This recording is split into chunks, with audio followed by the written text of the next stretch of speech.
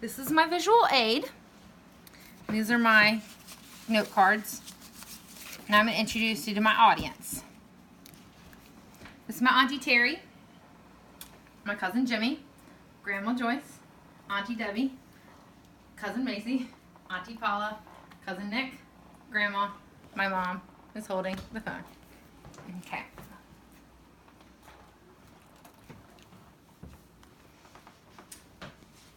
Have you ever looked in the mirror and you wanted to lose weight? 4 years ago, I decided to start my journey and change my life.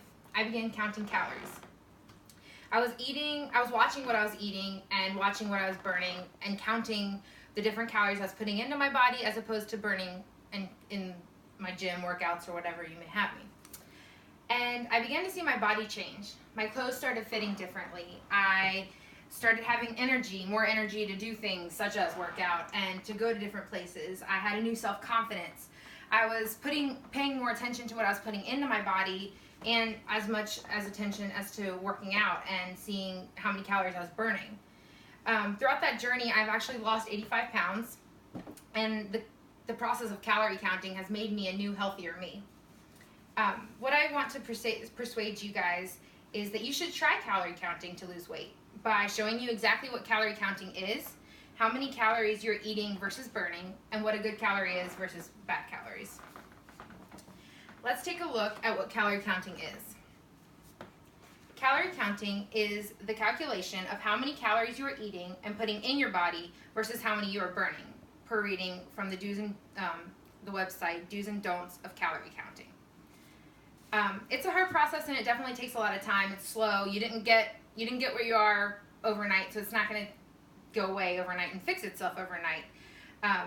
It's definitely healthy ways to do it, and there's unhealthy ways. I think it's super healthy, but of course, if you take advantage of it and you don't count the calories that you're supposed to, or eat the calories that you're supposed to, the quantity I should say, then it can be unhealthy just as anything if you don't do it the right way. Sometimes people focus way more on dieting rather than the actual diet itself. So you're focusing, when I was reading this in the Everything Guide to Nutrition, it was talking about how if you're focusing on the actual diet and the food that you're putting in your body, you're more likely to be successful because you're not focusing on the fact that you're on a diet and you hate the fact that you're having to live every day counting something or eating a certain way. I also read in the Everything Guide to Nutrition that obesity can cause many diseases such as diabetes and high blood pressure. And when I read in the book, Is This Normal?, it can cause the disease called macular degeneration, where you can actually lose your vision. So it's super important. And obesity can even cause death in certain circumstances. Pros to losing weight. From my personal experience, I gained a lot of self-confidence and energy. Of course, you want more energy. It's kind of like a cycle. So if you have more energy, you can go work out more, you can lose weight more, blah, blah, blah. It goes on. And then from also personal experience, I've seen some of my family members lose weight through doing this the same way that I did it because they actually persuaded me to do it. And it becomes a chain reaction. So like I can see, I've actually gotten my personal experience from stories like on social media and seeing some of my friends.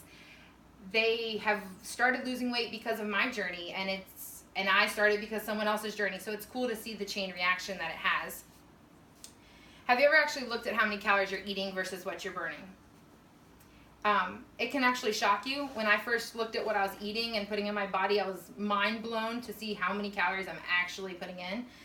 Different metabolisms can burn different amounts, and it can give you a different calorie bank. Some people, when I was reading in the book Living Longer for Dummies, some people can maintain weight based off of a calorie bank of 1,500 calories, and some people can maintain their weight based off of a calorie bank of 5,000 calories, which is not fair. But such is life.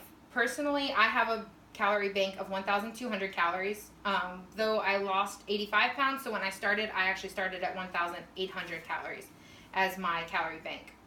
You have to put in the efforts to see the results, obviously. When I read in the book Living Longer for Dummies, you actually have to burn 3,500 calories to lose 1 pound, which is mind-blowing.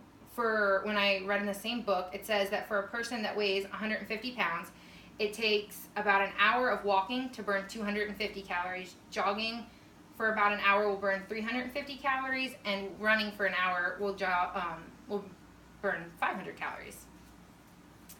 Now we're going to look at some good calories versus bad calories.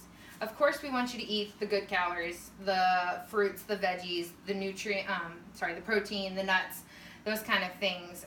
When I read in the book Eat for Health, it says that if you eat raw vegetables and beans, it's going to take up more room in your stomach, make you more full, so that you don't eat as many high calorie foods and high fatty foods, then helping you to lose weight. Also, when I read in the book the Everything Guide to Nutrition, dark and leafy green veggies are one of the most nutrient-rich foods on the planet. So you want to try to include kale and spinach and other greens in your diet, because those are obviously much more good for nutrients values. Then you got the bad calories. That's the cakes, the cookies, the fried foods. From personal experience, I know that you can't completely cut those out because that's not realistic. You're not going to ever be able to maintain something where you don't get a cookie or a piece of cake. It's all about the portion sizes. I read in the book Mind Your Body that a trick that you can use is to not let your food touch, because then if you only have a plate size and you only get, if each food doesn't touch, then you have to get smaller portions. I also read in the book Mind Your Body that the nutrition value of a 120 calorie cookie or a piece of cake or chicken or broccoli or Greek yogurt, they're not all created equal. The nutrients tell you, basically what goes into those is going to tell you whether it's a good calorie or a bad calorie. In conclusion, I hope to have persuaded you to begin your weight loss journey through calorie counting by showing you what calorie counting is, how many calories you're eating versus burning, and what a good calorie is versus a bad calorie. I want you to imagine that you start tomorrow. You're calorie counting and you're paying attention to what you're eating. You start going to the gym. You start building your strength. Your clothes start fitting differently. You gain more self-confidence and energy. A year later, it's weigh-in day. You look down, you take a deep breath, you step on the goal. You step on the scale. And you've looked down and you've reached that goal that a year ago felt impossible. Now it's time for you to make the decision. It's time for you to try to start your weight loss journey. Ready, set, go.